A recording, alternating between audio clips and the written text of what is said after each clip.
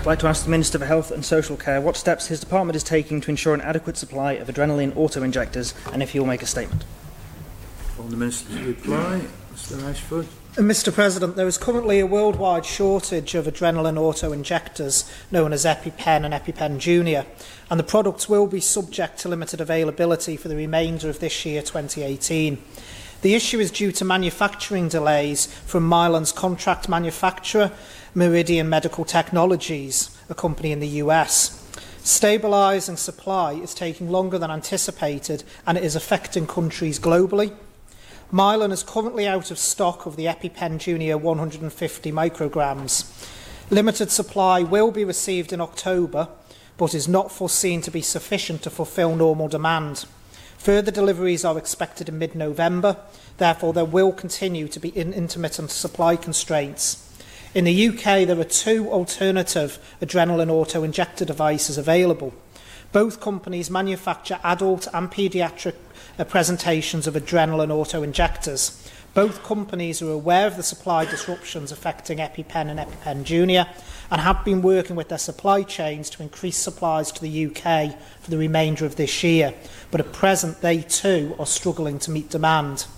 Using guidance from the Medicines and Healthcare Product Regulatory Agency, MHRA, the manufacturers, and taking advice from consultant paediatricians at Nobles Hospital, guidance has been issued to all prescribers and professionals involved in supply across the DHSC to assist in managing the problem.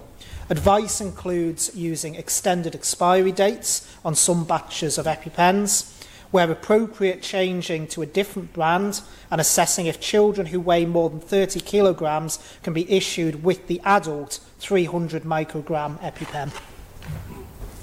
Complementary, Mr Hooper.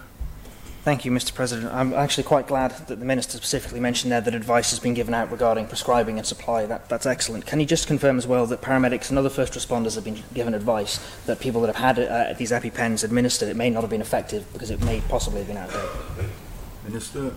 Thank you, Mr President. Obviously, paramedics and doctors are aware of the global shortage, and one thing I would like to take the opportunity, since the Honourable Member mentioned paramedics, to clarify is that hospital and paramedic supplies of the adrenaline 1mg, 1ml devices aren't affected by the shortage, and stocks are adequate for this. So the paramedics themselves and the devices they use, there is not a shortage. They are still carrying them appropriately.